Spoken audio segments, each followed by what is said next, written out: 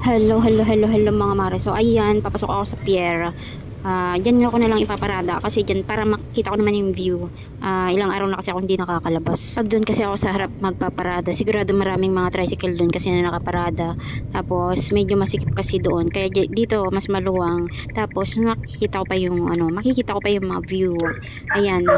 Sus, pagkapasok ko, andyan nakita ko yung yung alon, sobrang laki. So nagpost ako nung isang araw doon sa main na account ko, doon sa may isa kong account, medyo hindi pa maalon. So ayan, ang lalaki ng alon. Ayun nga, nakita ko ngayong diyan na yung mga tao na pasulpot-sulpot lang nila, pinabantayan nila kung lalaki ba yung alon. Sana umaraw, wag na sanang bumuhos yung malaki na ulan kasi medyo na sila, kinakabahan naman din sila siguro kasi yung alon nga na halos andyan na talaga sa may kalsada ng pier. Ayan nakikita ko nga doon sa may kabila mga mare. Parang ayan malapit, sobrang lapit na nga konting-konti na lang talaga. Pag umulan talaga ng buong maghapon, talagang dyan.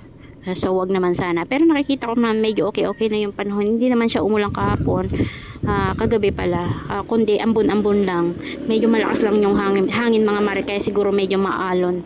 So ayan yung palengke. Diyan ako dadaan mga mare. At least kahit papaano hindi ako maboboring na pumunta talaga ng palengke. Ayan mga mare, dito lang yung palengke pag Saturday. Sana wag umulan.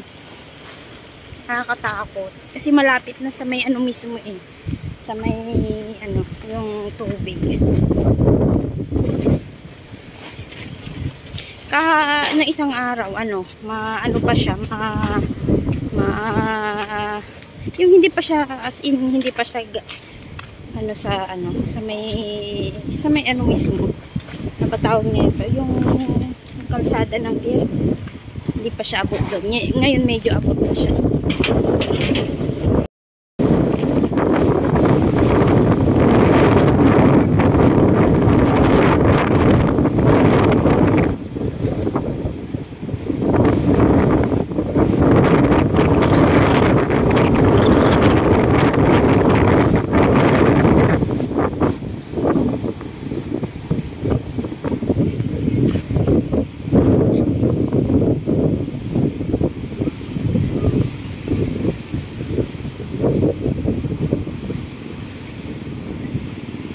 Ayan nga mga mare, konting-konti na lang talaga. So ayan, nag-decide ako na uuwi na. Siguro mamaya, babalik siguro ako mamaya. Ayan, gusto ko sanang lapitan ng malapitan. Kaso dyan nga, medyo malayo-layo na ako ng konti dyan. Nararamdaman ko talaga yung talsik ng dagat. Akala mo talaga umaambon. Ayan, medyo papadami na kasi yung mga pumupunta dyan mga mare. Tinitignan siguro nila kung ano yung dagat. Ayan, may mga na dyan, mga nagsisipuntahan na. So ayan, huminto muna ako saglit dyan mga mare. Tinitignan ko nga yung ng dagat, kung ba abutin ba o hindi.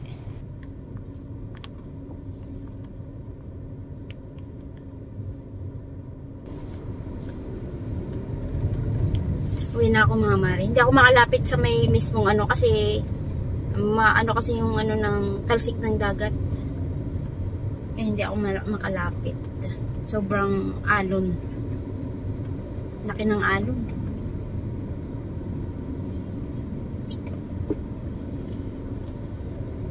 Ayan, nagsisipuntahan na kasi sila sa pier. Ayan naman ako mag-video. Alos, ngayon paparating na sila. Kanina wala pang tao Ngayon paalis na ako. Medyo paano na yung mga tao. Uwi muna ako, magluluto pa ako. Ayan. Bili muna ako ng bigas. Kasi nabasa yung bigas namin.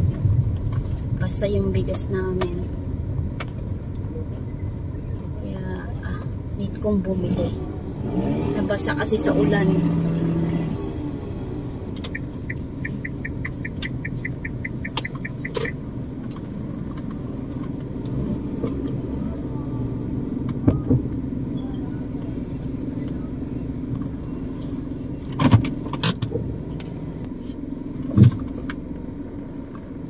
So ayan, bumili na ako ng bigas.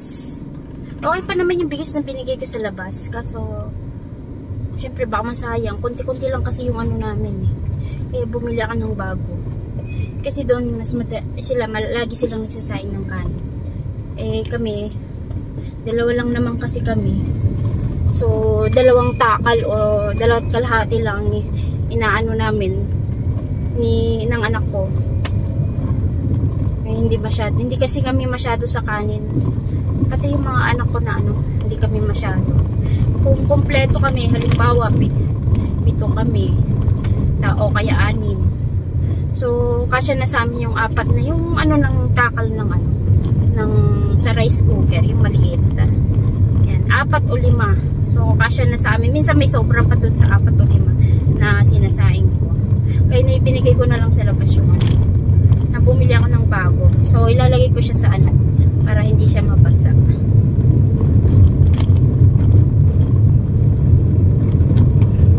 Napauwi na ako mga mare kasi nagbili lang ako ng gusto ko kasi kumain ng gulay. Gulay naman.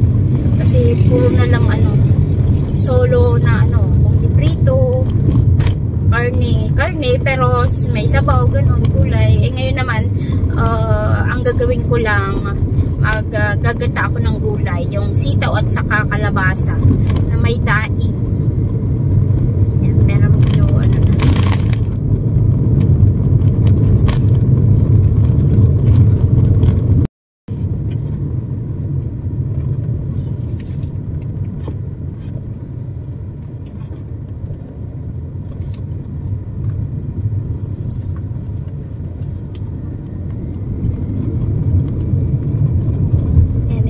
Maliwalas na. Ayan mga mare, medyo maliwalas na.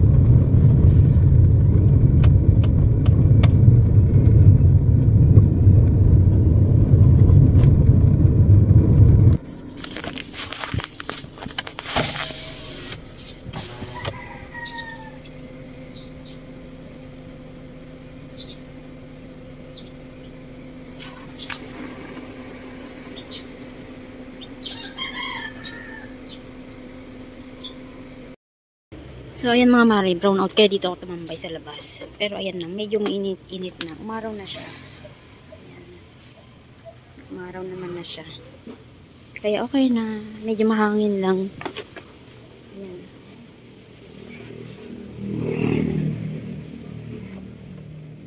A nice storm.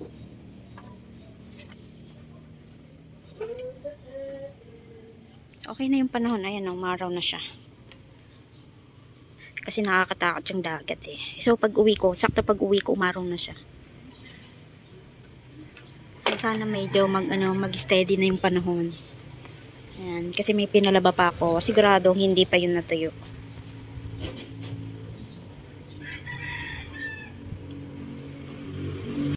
Ayan, dito lang ako sa ubo. Ako lang mag-isa. Tapos katabi ko yung Grabe na yung una Ito nilabas ko na to kasi hindi ko nga masyadong ginagamit. So tignan nyo naman. Ay, ginagamit pa ata ito. Ayaw pa nilang itapon kasi ginagamit pa siguro. Ayan. Ayan mga mare. So hindi kasi ako nakapag-charge kanina. Sige kasi ako kaka-vlog kaka-edit. Nakalimutan ko mag-charge. Kaya ito. So may pa-background. Okay lang yan. May pa-background ako ng unan. Dito lang, mag-isa, ayan, hindi pa naman ako lumalabas. Lumalabas lang kapag andito yung asawa. Pero pag ako lang, nandito lang ako sa bahay. Tapos, dito lang sa kubo.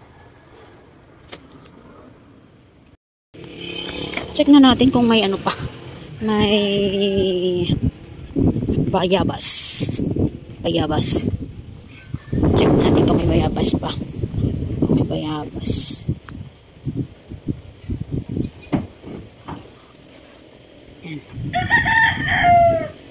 Check natin kung may bayabas pa. Ay, green. Super green. Hindi ko alam kung matigas pa ba to. O kasi pag lumaki naman siya, nasisira siya. Parang matigas naman. Pero nabubulok siya. May guyabano, nakuha si Janjan. Kaso hilaw pa daw. Papahinugin niya. Wala tayong makuha. Doon naman sa taas yung pwede. Wala pa. So, ayan, tinambak nila yung kinatar nila.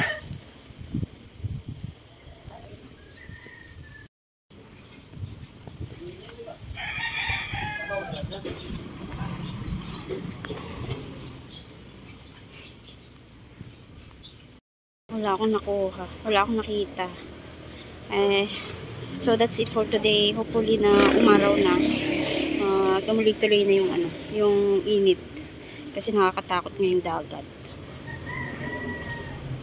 Bye-bye.